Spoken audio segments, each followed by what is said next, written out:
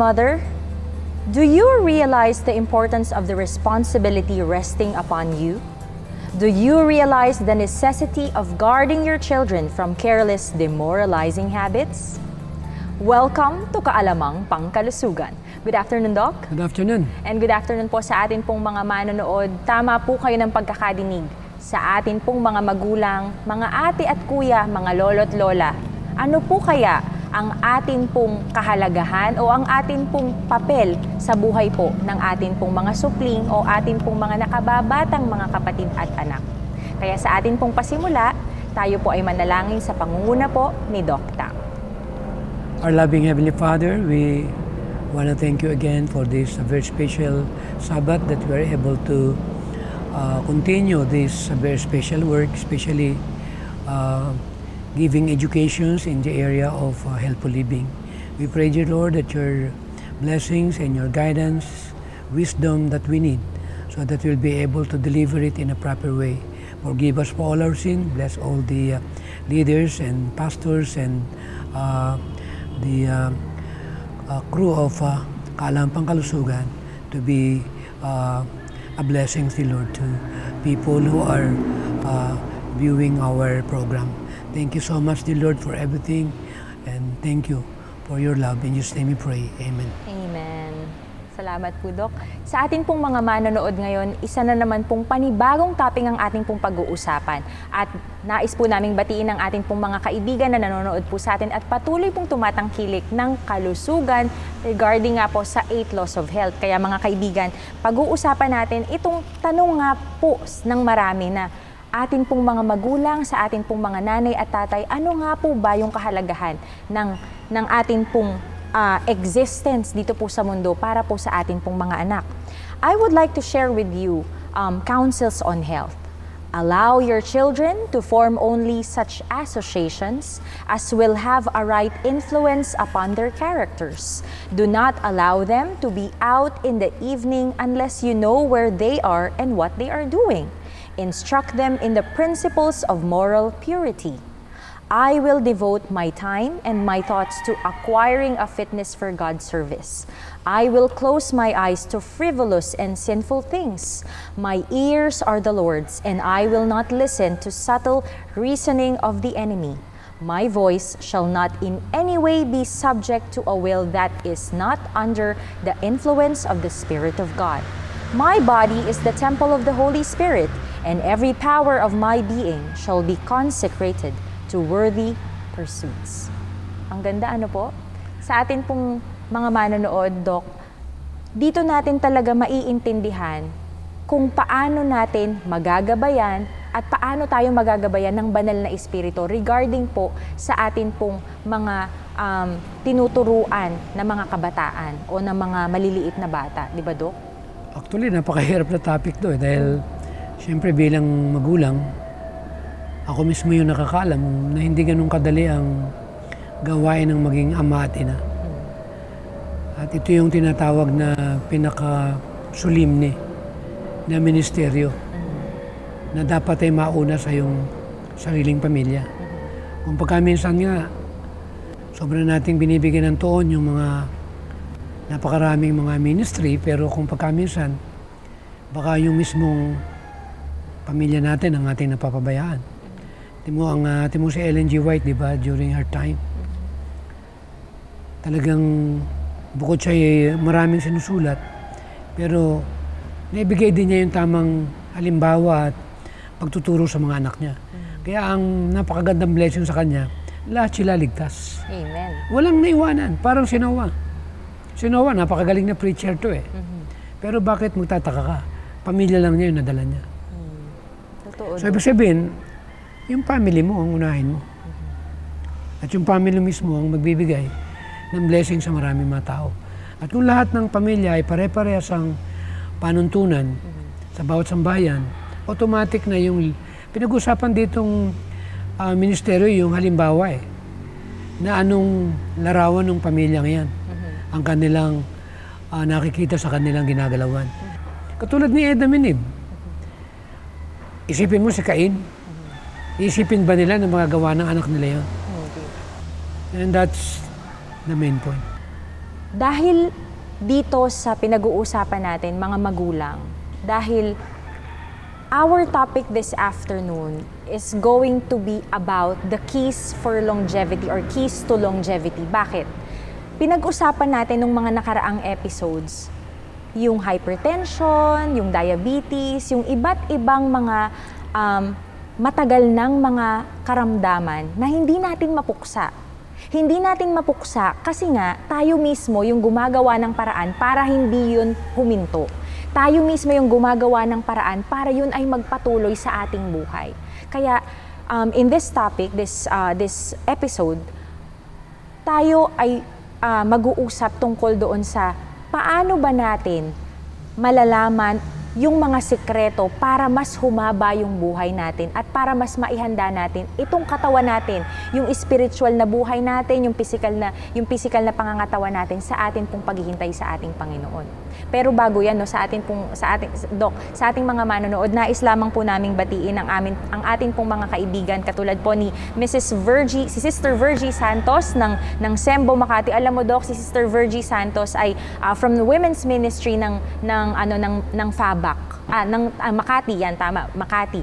At sabi niya, na-meet siya ng mother ko at sabi niya ay talaga namang, nanonood talaga siya ng Kaalamang Pangkalusugan yung first day pa lang natin nung 2020. Kaya maraming salamat po, Sister Virgie Santos, at sa inyo pong buong family. At gayon din po sa women's ministry po na tumatangkilik po ng Kaalamang Pangkalusugan. Kasi alam mo, Doc, most of yung mga food din nila ay talagang vegetarian. Talagang nagpapasalamat tayo doon. Ito din, si Sister Rose Arrogante na nanonood sa atin from Canada, si Simplicio Benas, alam mo, ito, Doc, ang sabi niya, nag-comment siya, sabi niya, we need more informative presentations, Doc, di ba? Ibig sabihin talagang tulungan niyo po kami, mag-send po kayo ng mga suggested topics niyo na gusto niyo pong matutunan namin at matutunan niyo at maibahagi po natin sa bawat isa po sa atin upang tayo po ay patuloy na magkaroon ng pagpapalakasan regarding po sa 8 laws of health. Actually, meron akong very close friend sa US during 80s, late 80s. Ang pangalan niya Bing Arrogante.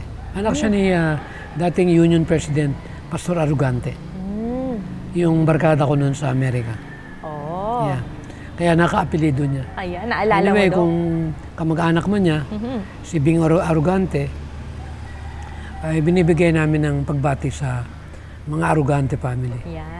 Thank you so much, Doc. Hello po sa mga Arrogante family and also po yung ating pong mga kaibigan din na nagpa-practice po ng healthy lifestyle at binabati din po namin sa totoo lang yung lahat po ng nagkakandak ng health and lifestyle seminar sa buwan pong ito katulad po ng Pasay City kasi talaga alam mo, Doc,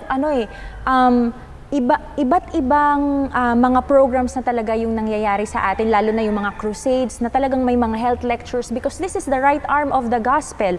And just like Kaalamang Pangkalusugan, kami po ay nakikiisa sa inyo at tayo po ay magsama-sama na manalangin para po sa ikatatapos po ng gawain upang ang ating Panginoon ay bumalik na at sunduin na tayo dito, di ba, Doc? Actually, itong topic na longevity, ito yung, nung araw na ito ay lagi namin dinidiscuss ito during our seminar. Nung nautan na yung social media, makikita mo na naglalabasan na yung mga natutunan ng mga scientists na kung paano improvein at kung paano mapahaba yung buhay na meron tinatawag na kaligayahan. Yes. Ang pinag-usapan dito yung humaba yung buhay mo na ini-enjoy mo. Amen. Na merong mga valid na talagang masasabi ko na talagang advanced talaga yung writings ni Ellen G. White. Kasi sila ngayon lang nila natututunan. Yes. Pero tayo ay matagal ng panahon na nakalagay doon sa health books na kanyang na ibinigay. Ayan, thank you so much. Alam mo, Doc, sa atin pong mga manonood, kasi meron din po tayong mga kaibigan na nagsisend po sa atin ng mga komento at ng mga messages po. Kung kayo po ay interesado na magkaroon po ng counsels on diet and foods, ng health, the Ministry of Healing, ng yung counsels on health, yung mind, character, and personality, at kahit ano pa pong mga libro po na isinulat po ni Mrs. Ellen G. White, ay mag-message lamang po kayo dito po sa Kaalamang Pangkalusugan. At kami po ay handang-handa po na i-offer po sa inyo ito pong mga libro na ito dahil talagang available ito, Doc, ano? Ayan po, maraming Actually, ito salamat yung, po. pag sinabing longevity, ito yung prolonging or reversing the aging process. Yes. Which is napakarami na ngayon yung nagpo-focus dito. Na kung maintindihan, alam mo, napakagandang topic to eh. Ito yung isa sa pinaka-paborito kong topic eh. Ang kung tawagin natin, how to reverse the aging process. Yes, totoo yung pampahaba ng buhay, pampadagdag ng buhay natin, di ba, Doc? Hindi ba, diniscuss natin sa Councils on Diet na pwede mong pahabain Yes. at pwede mong paiksiin. Yes, totoo Pero yan, yung Doc. gustong magpahaba ng buhay, dadaan ka sa tinatawag na proseso na ang sabi nga discipline. Strict control. Yes. Hold on your break. Temperance, totoo. Temperance. Yes, totoo And yan. which is one of the 8 laws of health. Amen, that's true, Doc. Alam mo, Kung Doc, gusto mo ng longevity. kailangan natin ng disiplina at Walang temperance. iniwan yan sa pag-asenso eh. Gusto mong umasenso, gusto mong ma-meet mo yung Dreams mo. Yung mabili mo yung bagay na sa panahon pati ngayon, pag wala kang decent income, paano ka makakakain ng decent food? Yes, totoo, Doc. Kaya kailangan i-adjust mo yung income mo. Sa ngayon dun sa standard ng kalusugan mo. For example, kailangan mong kumain ng mga prutas na may berries, cherries. Yes, Mahal niya sa SNR. totoo. Pero sabi ko na sa misis ko, huwag mong iisipin yung halaga ng binibili mo. Ang isipin mo, yung katawan na dapat mapatanggap ng masustansyang pagkain na ganito. Totoo, Doc. Kaya kung wala kang goal at wala kang tinatawag na desire na mamit mo yung bagay na gusto mong mangyari sa katawan mo, ay hindi mo magagawa ito kung wala kang tinatawag na faith. Totoo. Alam mo, nung araw, kukwento ko lang, sabi ng kapatid kong panganay, nawalan pa ako ng negosyo. Bakit ba diyan kayo bumibili ka sa Whole Food Store? Napakamamahal diyan. Puro organic ang prutas at gulay diyan.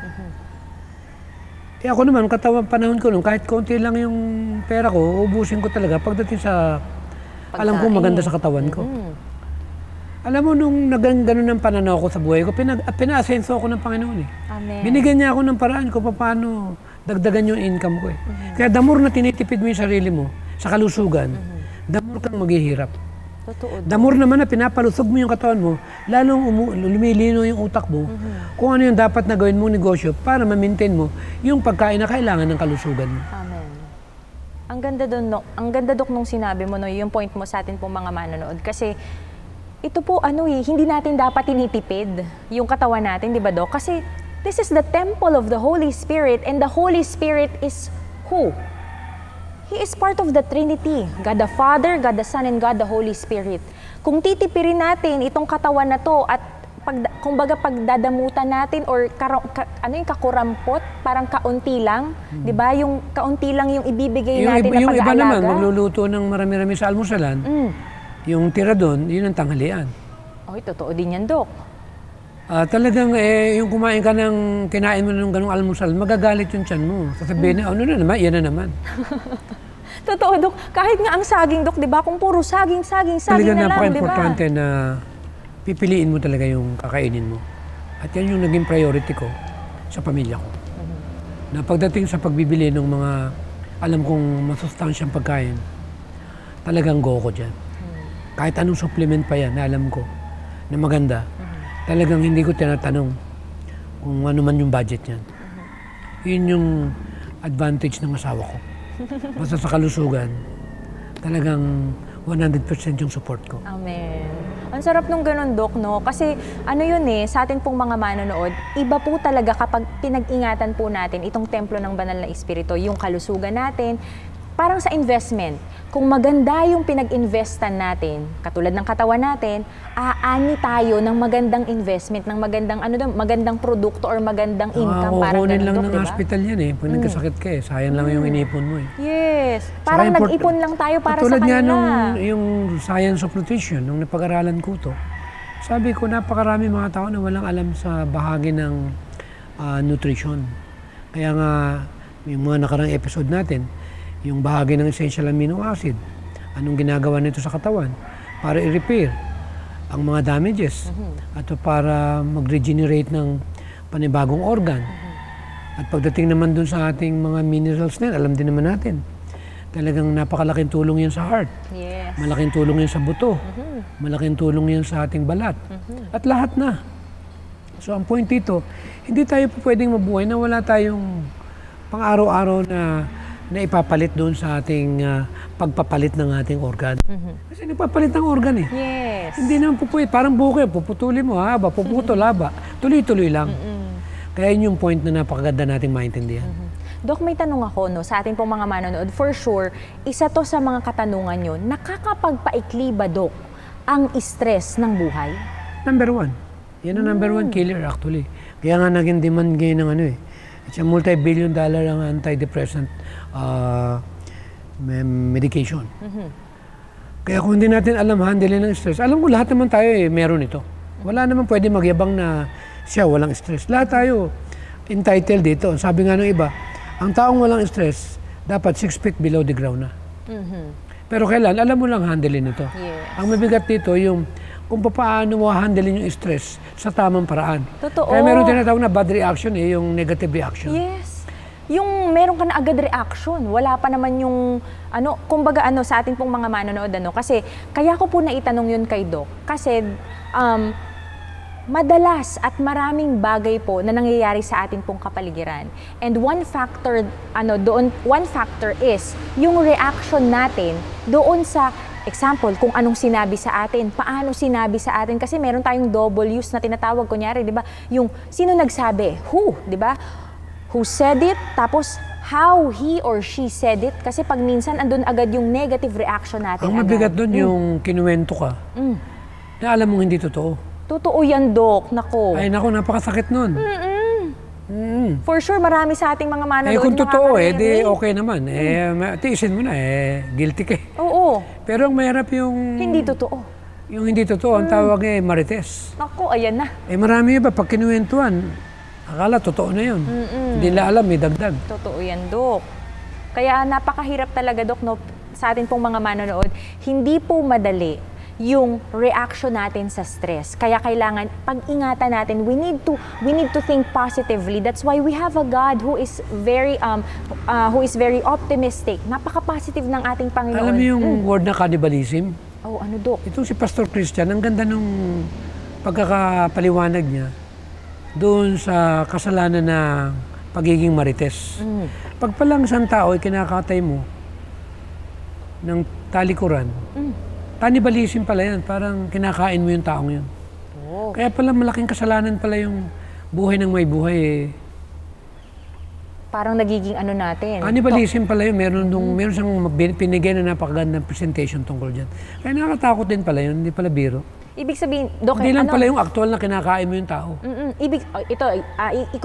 Lang namin, ayusin lang natin mga kaibigan na, ang ibig sabihin po doon ni Doc ay hindi siya literal na kinakatay, kung hindi, siya yung talk of the town or siya yung pinaka-topic na pinag-uusapan natin, kaya siya nagiging cannibalism. Tama ba? Yun, pero ang dating doon, gawa nung yung taong yun, sino ka para... Yes, husgahan mo ako or ganito, di ba? Yun ang parang pinakamahirap. pinapatay mo yung tao, kinakain mo siya ng buhay. Yes, that's why nga, Doc, even sa scripture, talagang there is only one judge, and that is Jesus Christ. So, ibig sabihin, who are we to judge? Pare-pareho po tayong makasalanan, mga kapatid. That's why God gave us yung mga maraming chances in this life while waiting for Him. Kasi nga, tayo mismo, kailangan natin ng pagbabago, kailangan natin ng refinement and transformation, and we need Jesus to do that for us. Paano kung nagbago na yung taong yun? Yes, totoo. Nung time na, assuming na na-chismis siya, paano kung after 6 months, 1 year pala? Nung ichinis mo, huli na, pero nagbago na. Totoo yan. Hindi parang kinat mo yung tao, parang pinutol mo yung kanyang development. Yes. Alam mo, Doc, saying that, nabanggit mo, Doc, itong development sa atin pong mga manonood. Development actually is connected to longevity. Why? Kasi alam niyo po, one of the research, mga kaibigan, about adverse childhood experiences or ACE, can have a tremendous impact on future violence, victimization, and perpetration and lifelong health opportunity. Saan po? Sa mga bata. That's why it's called adverse childhood experiences, yung mga childhood problems natin. And one of the factors, great factors po, ay yung malnourishment, yung poor community or environment, yung experiences ng ating pong mga anak, ng ating mga kapatid, or yung mga maliliit natin na supling in their childhood affects the future diseases. Katulad ng sinasabi ni Doc kanina, na talagang, kanina kasi nandun tayo sa ano ba yung dapat natin gawin para ma-prolong natin, para mas humaba yung buhay natin, o para ma-reverse yung mga diseases natin. Now, nagsisimula pala yan, Doc, kapag bata tayo sa ating pong mga manonood, kasi kung ano po yung kinain natin, inaani natin ngayon yung pagkakasakit ng mga bata. And here is why. We would like to share with you counsels on diet and foods written by Mrs. Ellen White. The character also of the child is more or less affected by nature of the nourishment received from the mother. How important then that the mother, while nursing her infant, should preserve a happy state of mind, having the perfect control of her own spirit. And by thus doing, the food of the child is not injured, and the calm, self-possessed course the mother pursues in the treatment of her child has very much to do in molding the mind of the infant. If it is nervous and easily agitated, the mother's careful, unhurried manner will have a soothing and correcting influence, and the health of the infant can be very much improved. O diba, Dok? Ang ganda nun. At saka alam niyo po mga kaibigan, kanina pinag-uusapan natin na yung writings ni Mrs. White, yung sa Spirit of Prophecy, it was given to her 1800s. Yung mga visions na yon na atin pong pinagninilay-nilayan, pinag-aaralan po at ibinabahagi dito po sa Kaalamang Pangkalusugan, this is from the Lord. Hindi to sinulat, yes, sinulat siya ng tao through Mrs. Ellen White, but the visions, everything is from God. Kaya talagang, Dok, ito ay binasbasan. Kaya paano mo bibiruin yung, for example, binasa mo lang naman sa Counsels on Diet, yung Go Back to Original Diet. Yes. Ang ganda nagbigay nun eh. Paano mo yan papawala ng halaga? Yes, totoo, Dok. Kaya sabi nga, salamat tayo, meron tayong ganung paalala. Sobrang mahal ng Panginoon ng ating pulutong na kinabibilangan. Amen. Kaya tungkol naman kanina, yung nabanggit mo, yung nakita ko rin sa kagandahan ng katawan ng tao. Kung nung pagkabata mo, hindi ka nabigyan ng magandang guidance ng parents mo. Pero later on, nagbago yung parents mo, o kaya naman yung bata ay natutunan na niya yung tinatawag na kung ano yung mabuting bagay na dapat niyang gawin sa kanyang katawan. Ang maganda rito yung ang katawan pwede ulit magpalit ng bago. Amen. Yun yung brain natin, nagre-rewire eh. Nakukunik uli eh. At nagpapalit uli ng bago eh. Brain pa yan. How much more yung bang parts ng katawan? And that is good news for me. Ang Panginoon talaga sobrang, lagi niyang, yun yung mga naninigarilyo na para bang wala ng pag-asa later on. Nakaka-over kami. Hindi naman namamatay eh. Gumagawa pa rin ng paraan ng katawan para lang maprolong yung buhay hanggang sa maalala niya na mali yung kanyang bagay na ginagawa sa kanyang katawan. Ganon din naman yung mga nag-drugs. Marami ng drug addict. Pero magtataka ka nung na-rehab. Muling nabalik yung kanilang dating nangangaral pa. Meron akong alam na dating drug addict. Ngayon yung misyonero. Nangangaral siya. At yung memory niya, ibinalik sa kanya. So paano mo husgahan ng tao? Naku mo ba, nandun na siya sa ganung kalagayan, yun na yung dulo ng buhay niya? No way. God, ang Panginoon lang nakakaalam nito. Yes, amen. Kaya for example, may sakit ka ngayon. Bigla ka nagbago ng pananaw mo sa buhay. Bigla mong naintindihan yung bahagi mo, na kailangan mong piliin yung bagay na kakainin mo, at yung lugar na tinitiran mo. Kasi ang longevity, ang number one, dapat alam mo yung tamang lugar na titiran mo. At alam mo rin yung tamang pagkain na kakainin mo. At alam mo rin yung limitasyon mo sa buhay mo. At pag alam mo lahat ito, itong 8 laws of health na ito, walang imposible. Kayang ibalik ng Panginoon yung nawalang kalusugan, na nawala bunga, na hindi natin alam yung mga bagay na itinuturo natin dito. Amen. Alam mo, Dok, ang dami mong nabanggit na talagang napakahalaga sa atin pong buhay, mga kaibigan, para ma-achieve po natin yung mga susi sa mas mahaba or pinahaba na buhay natin. And that is kung magkakaroon tayo ng right decision making and right choices. That's why God gave us the freedom of choice. Yung science of walking. Napag-aralan na rin ito ng mga experts sa brain. Na nakita nila yung simple walking every day, lalo na kung may kakwentuhan ka habang naglalakad ka, Napakalaki pala ng effect nito sa brain ng tao. At nakapagpapaganda lahat ng entire system. It's just something, a very simple thing. Just walk every day. Amen. Napakaganda, napakaraming benepisyo. Hindi naman ito topic natin. Mga 30 benefit ito eh. Yung maglakad ka lang eh. Pati lungs mo, talagang yung heart mo, yung lungs mo, yung brain mo. Yung lahat ng vital yung organs pawis mo, toxin, ilalabas mo sa katawan mo. Yes. Magkakaroon ka ng happy hormone, buboost ang immune system mo, lalakas ang digestive system mo, ang metabolism mo. Napakarami. Gaganda yung daloy ng dugo mo. Ang point, it's just a simple walking. Hindi naman pinag-uusapan dito yung mabigat yung binubuhat mo eh. Yes. Ang pinag-uusapan dito, maglakad ka lang, lalo na pag may edad ka na. Totoo, Dok. Kasi actually, kung pag-uusapan natin itong science of walking eh, baka umubos tayo na isang episode eh. Yes, totoo yan, Dok. Alam niyo po sa atin po Pero mga inano ko manonood. na lang, para kahit paano. Sino ba naman, mahirap ba naman maglakad? Kailan pa ba natin pag-usapan yan? Hindi, Dok. Kailan pa ba isa-isahin natin yung mga mabibigat na terminolohiya ng organ ng katawan ng tao? At kung anong beneficyo nito sa physiology and anatomy. Ang pinopoint natin dito is just a simple walking. Ang tanong, mga misis, ito yung problema, misis. May time ba kayo maglakad? Oo nga, Dok. Yan ang tanong. Kanina nga umaga, naglakad ako doon sa grounding eh, nakapa eh. 1 hour eh. Habang naglalakad ako, kumakanta pa ako. Alam mo kanta ko? Ano, Dok? A merry heart. Yan na naman. Alam mo, paborito kong kanta yun eh. Oh, yes. Totoo naman, Dok, di ba? Kasi iba talaga kapag masaya yung atin pong puso, mga kaibigan. Pero maaga yun. Kailangan yun, Dok. Maaga yun, naglalakad na ako.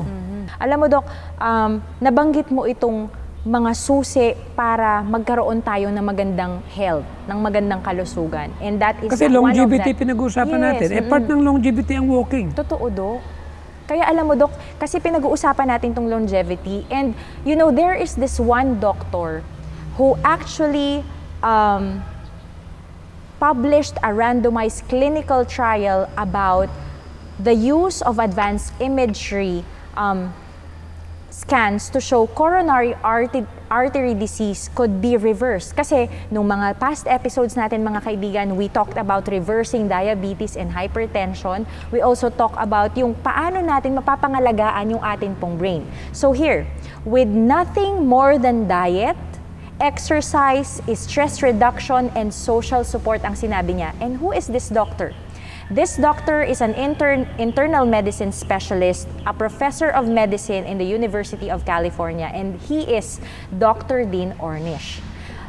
Back 1990, mga kaibigan, ay nagkaroon po siya ng itong clinical trial na ito about hypertension and about atherosclerosis. And this time, ngayong panahon naman na ito, ay talagang na-prove niya, mga kaibigan, na nung 1990 ay effective pala itong yung four types ng 4 lifestyle interventions na binanggit niya. Yung ating pagkain, yung ating pag ng stress, kung paano natin i-reduce yung stress natin or paano tayo mag-react. Katulad yung kaninang tanong ko kay Doc, paano nakakapagpaikli ba ng buhay kapag masyado tayong stressful or maraming stress? Killer yan. Talagang yung stress hormone, grabe yan, poison yan. Totoo, kasi nasa blood yan, mga kaibigan. Magsishrink yung liver mo, pati yung puso mo, may hirapan dito. Ayun. Pero meron namang panlaban sa stress. Ayun. Yun nga yung kantang A Merry Heart, di ba, Doc? Hindi, saka alam ginagawa ko, nagpapapawis ako. Yes, totoo. Malakas kasi yung makapagpaan stress hormone, yan. pag pinawisan ka, nilalabas mo eh. Yes, lumalabas ang toxin. Pag na-stress ka naman, papawis ka ulit. Yes, totoo yan, Doc. Lakad ka ulit, di ba? Okay, Lakad ka mag-steam ulit. ka.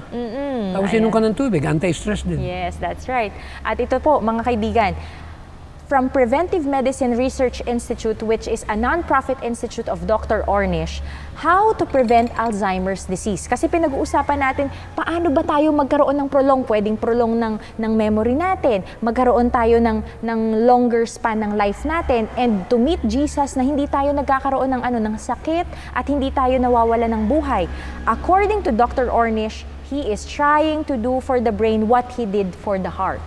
He used the 4 lifestyle interventions I mentioned a while ago to see if early stage of Alzheimer's can be slowed, stopped, or even reversed without the use of drugs, devices, or surgery. Sino ba naman ang hindi matutuwa, Dok, di ba? Hindi ka iinom ng gamot. Ibig sabihin, wala na tayong bibilhin na gamot, wala na tayong babayaran, wala pa tayong surgery, at hindi pa tayo magkakandak ng kahit ano pong procedure na ginagawa ngayon. Now, sabi ni Dr. Ornish, what's good for your heart is good for your brain, and vice versa.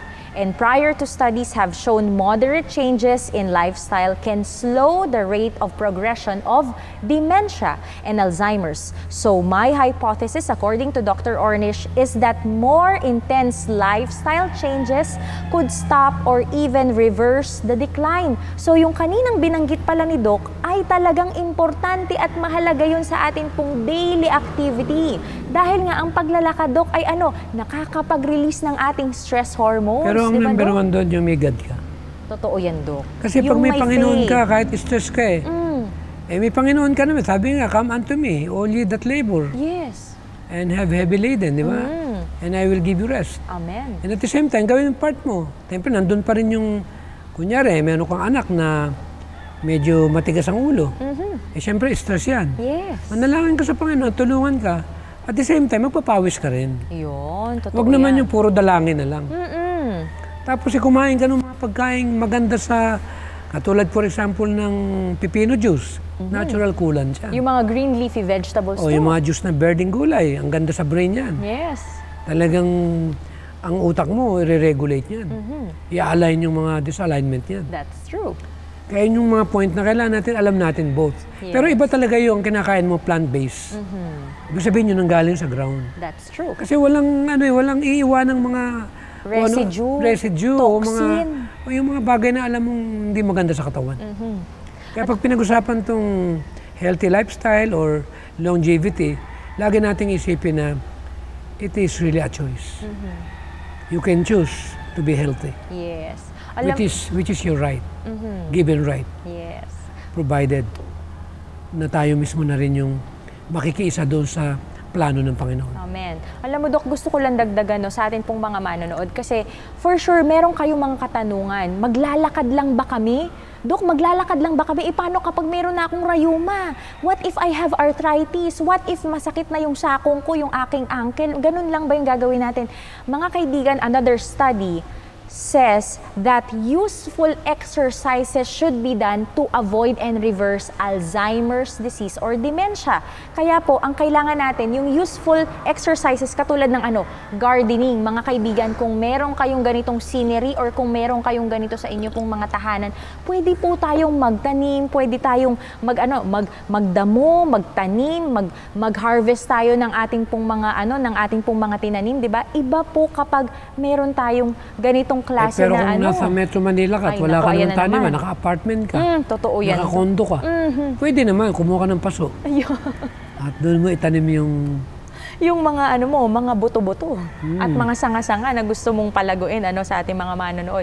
Pero going back, Doc, talagang ang ganda kasi talaga nitong pag-usapan natin, yung pang-reverse po ng mga kasakit, ng mga karamdaman natin, itong mga karamdaman na akala natin walang hangganan, walang katapusan, pero meron pala. Kaya nga tayo may Panginoon, di ba? Kasi yung lahat ng problema natin, katulad nung binanggit kanina ni Doc na nasa Matthew 28 verses, Matthew 11:28 to 30, ay talagang lumapit tayo sa Kanya at Siya yung magdadala lahat ng ating Hindi pong natin mga kaya ang mundon to. Believe me, hindi natin Totoo. kayang buhatin ang bigat. Yes. Sobra. Kahit yumaman ka pa, kahit nasa iyo na lahat yung bagay na pinangarap mo sa buhay, kaakibat talaga natin dito ang stress. Totoo, Doc. Kung walang God. Yes, totoo yan. At saka alam mo, Doc, sa atin pong mga manonood, nabanggit din po ni Dr. Ornish na it's essentially a vegan diet kasi kanina nabanggit ni Doc na kailangan meron tayong natural way of eating or meron tayong plant-based diet na sinusunod. Now, it's essentially a vegan diet, low in fat and sugar, eating foods as close as possible to nature. Yan po ang Bakit binanggit niya, mga kay kaibigan. Dr. Ornish lang tayo aasa? Kailan ba niya binanggit yan? 1990s lang, Doc. Pero kailangan natin bumalik kanino? Kay Mrs. Ellen Eh, White. samantalang ako, late 80s, tinapi ko na yan. Totoo yan. So, una pa ako kay Ornis. Oo. Kaya talagang sa Pangalawa, hindi ako yung una. Kay Mrs. White lang Yun naman nga, galing. Dok, di ba? Kaya sino pa rin ang bida? Ang Panginoon. Ang Panginoon. Yes, Yeah. amen. And also, ito po mga kaibigan. Kaya lang, siyempre may backup ng science. That's true. Kaya talagang authority. Yes, ayan. Kasi, ngayon kasi, hindi, most Katulad of the ni time. Dr. Schappenberg, medical doctor. Specialista niyang nutrition. Yes. Pinag-aralan niya ng siyensya. Ang maganda rito, naging authority siya kasi living testimony siya dahil ipinamuhay niya yung tinatawag na pagkain na walang fast food na inabot ng 100 taon ng buhay niya na yun yung pinapakita. Ito yung tinatawag na living testimony. Ito yung mabigat na testimony. Yes. Yung naranasan mo sa buhay mo. Ipinapatunay mo, the reason why I'm still alive because I'm practicing healthy lifestyle. Amen. Totoo yun. And that's what Seventh-day Adventist is all about. Na ito yung ipapakita natin sa buong sanlibutan. Bakit ang mga Seventh-day Adventist walang hypertension? Yes. Bakit ang mga Adventist walang diabetes? Amen. Dapat Bakit panindigan ang natin Seventh-day yun. Adventist walang maintenance? Why? Because we are all following the lifestyle diet. Amen. Yun dapat. Yes. At yun po ang ipanalangin natin mga kaibigan na tayo pong lahat ay walang maintenance. Ang maintenance Sasabihin dapat ng mga natin... kapitbahay, bakit yung kapitbahay namin ng mga Adventist hindi naman na hospital? Oo nga. Tapos ang kinakain naman nila, simple lang, mga gulay-gulay. Teka nga tanungin nga natin. Yes, dapat Yun, ganun dapat. Dapat ganun yung influence natin mga kaibigan. And not only that, there are also support groups. Dr. Ornish said, not just helping people stay on the diet, but creating a safe environment, katulad nung nababanggit kanina, Doc Tam, about yung ating mga stressors, yung ating environment. Because where people can let down their emotional defenses and talk openly and authentically about what's really going on in their lives, warts and all. Ibig sabihin mga kaibigan, yung tinatawag natin ngayon dahil millennial, uso ang Gen Z, andyan yung mga marites at ganito, ganyan, yung mga tolits na tinatawag natin, those are the problems in our society today. Kapag pinapakailaman natin ang buhay ni ganito, kapag pinag-uusapan natin yung mga bagay na hindi makalangit. Ang tanong, perfect ka na ba? Yun nga. Ikaw ba, wala ka ding problema? Yes. I remember, Doc, if I'm not mistaken, sa Matthew, na wag mo nating pansinin kung ano yung dumi ng ibang tao, yung dumi nila sa mata. Kundi kailangan, ang pansinin natin, ano ba yung dumi natin sa mata? Yeah. Di ba, Doc? Yan ang Kailangan problema mag-focus natin, tayo madaling. sa sarili. Sobra tayong tumingin sa iba. Pero nakakalimutan mo yung sarili mo. That's true. Kaya talaga sa ating pong mga manonood. Saka number 1, ang problema ng tao, Ano, Doc? pride. Ay, that's true. That's number one problem. Alam mo ba yan yung kinamumuhi ang numero 1 kasalanan ng Panginoon? Yes. Ayaw ng Panginoon ng mapanatili yung pride. Yung mapagmataas tayo. That's why nga, He exemplified number 1, humility. Yung meekness. Kasi talaga genuine Ang tanong, ang paano Panginoon. malalaman na mataas ang pride mo? Naku, Dok. Paano nga ba, Sige, Dok? pag-usapan natin. Sige, Dok. Alam mo yung pride, nakakaiksi ng buhay yan. Pagyayabang yan eh. Yes. Ano yan, hindi ka mapapanatag. Totoo, Dok. Parang full of stress ka kasi, ay, parang mas mataas sa akin si ganito, kailangan magyabang din ako, kailangan mas mataas ako sa kanya. Kunyari, Kailangan ako ang bida. Natapat na mayaman Naku. sa'yo yung kaibigan mo. Ma-pride yung kaibigan. Hindi niya malaman kung anong gagawin niya. Alam mo, ang pagyaman, hindi naman to sukatan ng nakakalamang. Yes. Kasi may kanya-kanya tayong gift ang Panginoon eh. Kung ang binigay sa yung pinagtiwala sa'yo, konti lang, pagbutihan mo.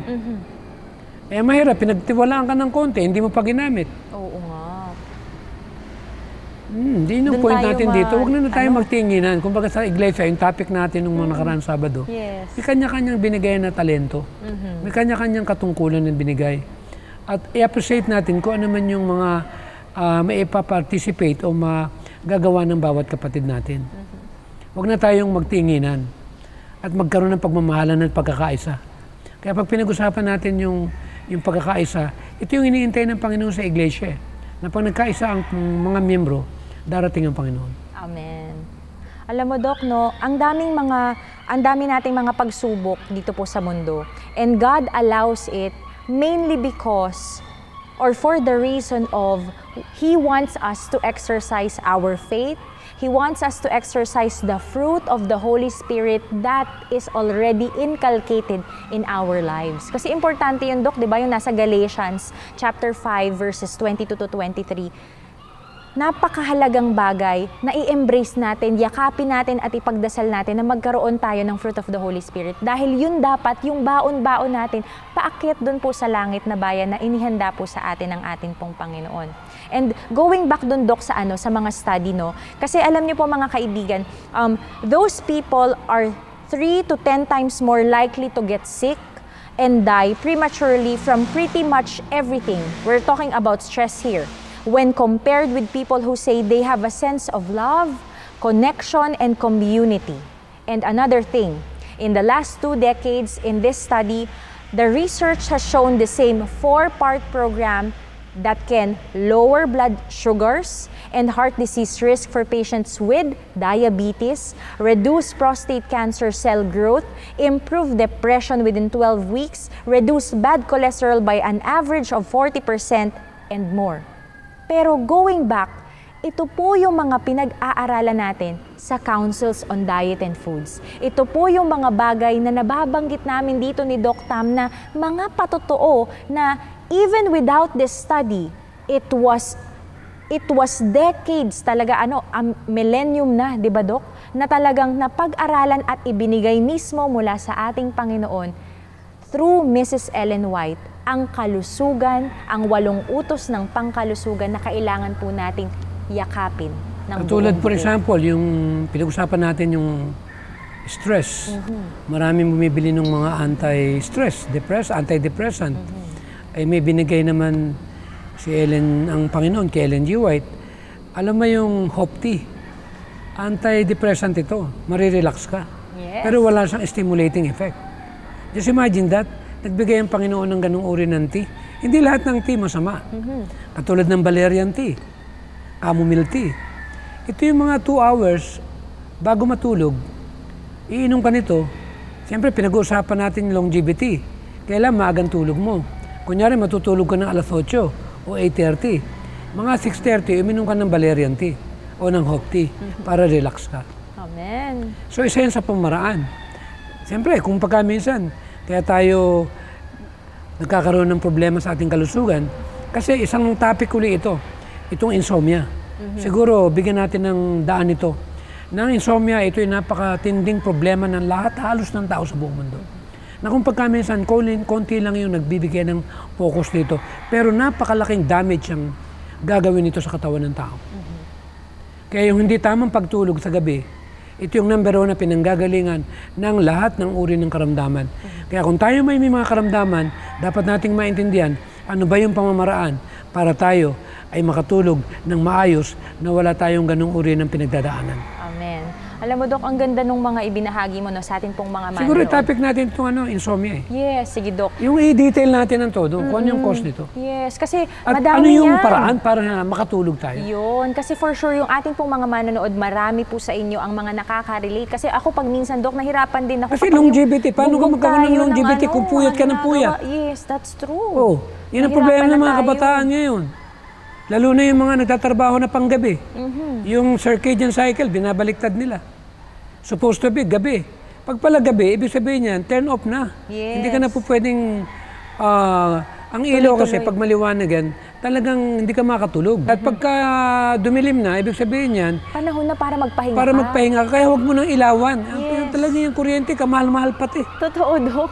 Nung araw, wala naman kaming Sumabay kuryente. na lang tayo sa paglubog ng araw at Kaya magpahinga yun ang na. problema. Halos yung kita ng tao, doon lang napunta sa ilaw nila. Yes, ayan. Kumita, alauna na ng gabi, may ilaw pa. Totoo yan, Dok. Alam So, mo, okay lang ba itapik natin itong insomnia? oo naman, Dok. At kung ano yung gamot sa insomnia? Yun. Alam nyo, sa ating pong mga manonood, ayan, nagbigay na si Doc ng ating pong susunod na mga susunod nating magiging topic. Kayo din po ay pwede din po kayo Saka mag-send siguro, ng topic din inyong natin topic. how to boost the immune system. Ayun, talaga nga naman. Lalo na ngayon kasi isang topic pa rin yan eh. Bago-bago. Mahaba kasi ito eh. Yes, Kasi walang ito yung mga katapusan. subject ko nung araw pa eh. Ayan. Hmm. Kaya sa atin pong mga manonood no sa atin, Doc, sa atin pong mga manonood, kung meron po kayo mga suggested topic, may mga questions po kayo, may mga prayer request po kayo, ay isend nyo lamang po yan dito po sa Kaalaman Saka alam mo, isa pang Pangkalusugan. topic yung how to reverse the aging process. Ayun, talagang gusto ng Yung pala marami naman yan, pala, Doc. pwede naman pala tayo hindi tumanda agad. Yes, ayan, para pahabain natin yung youthful faces natin, yung hindi lang young at heart, kundi young pati yung katawan natin, At kung lalo na yung paano mukha natin. magkaroon tayo ng muscle at tumigas ang buto. Ayun, talaga Siyempre, nga pag kulang ka sa muscle, kailangan natin ng muscle eh. Yes, para makapag tayo. Saka yung high intensity, part ng longevity. Kailangan natin, kunyari, tatakbo ka. Mga 30 seconds, tumakbo ka ng pagod na pagod. Oh, yes. After that, maglakad ka ng mga 1 minute to 90 Para mag-cool seconds. down, yes. Mag-cool down. Then ulit ka na naman. Totoo. And that's high intensity. That's true. Napakaganda yan sa immune system at sa Yes. brain. Ayun. Ang ganda, Dok. No? Ang dami nating mga tips na nakukuha na ngayon. Hindi, mga kailangan kaibigan. talagang malaman na yun eh. Sa ito pa isang tip. Ano, Dok? Ewan ko lang kung kakayanin nila. Oh, ano, Dok? Sabihin mo na, Dok. Alam mo yung katawan natin, kailangan natin binibigla din yan. Alam mo ginagawa ko? Ano, Dok? Maglalagay ko ng yelo sa timba. At pag maliligo ako ng normal water, yung isang timbang tubig na may yelong super lamig. Pag binuhos ko sa gulat ako. Alam mo, pagkatapos kong maligo, maubos ko. Ang ganda ng pakiramdam ko. Mamumula-mula yung kutis mo. Alam mo ginagawa ko pa? Ano, Dok? Yung yelo mismo na cubes, ipinapahid ko sa kutis ko yan. Ayan. Para mag-close yung pores natin. Hindi lang yun, napakaganda. Nag-i-interact talaga yung tinatawag na collagen na tissue niyan. Ayun. Talagang malaking tulong para manariwa yung balat mo. Ayan. Babata Ang tanong ito, hindi mo ba kayang gawin yan para sa kalusugan mo? Kaya ko, Dok? Yun nga lang kalamansi, ala naman itong tinatawag na hydrating effect eh. Natural whitener yan eh. At the same time, napakataas ng antioxidant yan. Matapos mo linisin, huwag ka na magsabon ng kalamansi. Kalamansi na lang gamitin. Yan ang totoong sabon. Totoo, Dok. Ang totoong sabon, kahit kainin mo, hindi ka malalason. Totoo yan. Yun Pero ang pag natural na sabon. At sinabing, kunyari, may nagbebenta sa'yo, I have a natural soap, organic. Ang tanong mo, natural ba yan? Opo. Kainin mo nga. Pag hindi niya kinain, Dok. Hindi natural. Yes, yun talaga. Kaya yun po ang sukatan, mga kaibigan. Alam mo yung gugo, natural yan na sabon. Totoo, Dok. Yung piniga, yan naman sa buhok mo. Yes. oo. Pero the best, mura, kalamansi. At totoo yan. Pero pag minsan din, Dok, nagmamahal din ng kalamansi, ah. Saka hindi naman kailangan mo ikalamansi everyday ang buhok. Totoo. Pwede namang every other day yan. Yes. Tubig lang, okay na yan. Yes. Kasi kailangan din po ng natural Ang oil dahil ng nakakalbo ating gawa buhok. ng mga kung ano-anong nilalagay ng mga artificial na... Totoo yan, Dok. Na kung ano-ano, I'm sorry, Nakaka-relate ako coloring. sa paglagis ng buhok. Ay nako, hinto nyo na yung mga iba-ibang mga Nilalagay. linis ng buhok. Marami na kalbo dyan. Ayan, totoo Alam yan. mo kung anong unang nakakakalbo? Ano, Dok? Puyat. Ay, yes. That's true, Dok. Yung puyat. Ayan. Kaya yung mga manipis ang buhok dyan, huwag na kayo magpuyat. Ayan. So, hindi pa naman halata sa akin, Diyan ako Dok? nadali. Makapal. Yan, puyat na yan. Anyway, yung maligo ng may yelo, Yes. gawin nyo yan. Para kahit paano naman, kung magawa nila, aba, okay pala ito ah. Oo nga. Katulad ng grounding, di ba? Yes. Bihira nakakaalam yan. Talagang hindi ko kayang matanggal itong grounding. Napakaganda talaga eh. Talagang Dok. mamumula rin ang balat mo. Saka yung pakiramdam mo pa maghapon, ang sarap. Yes. 1 May iba hour ka kang lang, energy. maglakad ka lang sa damo ng 1 day, okay na. Kaya yung mga tiga-Pasay, meron naman damuhan dyan. Maglakad kayo 1 hour sa umaga. Ayan. Alas 5, 5:30 ng umaga. Yes. Believe me, the whole day you will be blessed. Totoo, Dok. Energized ka. Iba yung pakiramdam. Thank you so much, Dok. Alam niyo po, sa atin pong mga manonood, ang dami po natin Kasi sana, natutunan hinahaluan ngayon. natin ng konting para naman kahit No, paano. it's okay, Maganda na Dok. yung diretsyon na yung Yes, praktikalan eh. oo nga, kasi ito For yung example, may high kailangan blood ka. natin. For example lang, may high blood ka. Alam mo yung katas ng bawang. Lagyan mo ng konting lemon. Lagyan mo ng Ginger. ginger. Inumin mo. Naku. Gumaganda yung daloy ng dugo mo. Totoo, Dok. At kung wala ka no, kung may hawthorn berry ka, saka yung kayin, may nabibili naman yan kung saan mo man gustong pumunta. Uminom ka niyan. Parang katumbas na yan yung iniinom na pampababa ng blood pressure. Ayun. yung mga anti-hypertensive. Hindi naman para palitan natin yung maintenance ninyo. Yes. Pero kung kaya naman ng natural, wait pa kayo gagamit ng drugs. Kaya nga drug medication eh. Yes, pero alam niyo po sa atin po mga manonood, itong binabanggit ni Doc ay ibig sabihin lamang po. Gusto ko pwede ilabas po yung nating natural isabay. medicine na natutunan ko eh. Ayan, totoo yan, Doc. Kasi total kailangan naman, natin yun marami eh. namang nakukuha na dyan sa paligid yan. Yes, totoo yun. Available na po siya kahit saan. Pero alam niyo po mga kaibigan, Kasi ang dahil may high blood ngayon. yes, totoo yan, Doc. Talagang lalo na kasi ang dami nating mga processed food, maaalat, matatamis, na kung ano-ano pong Lalo na kinakain pag kumain ka natin. sa restaurant, talaga namang papasarapin nila para bumalik ka. Totoo, Doc. Ang tanong, sasabihin ba sa'yo kung ano hinalo nila? Hindi, Doc. Kailangan natin magtanong, mga kaibigan. Ang problema niyan. Kaya marami yung hinihika eh.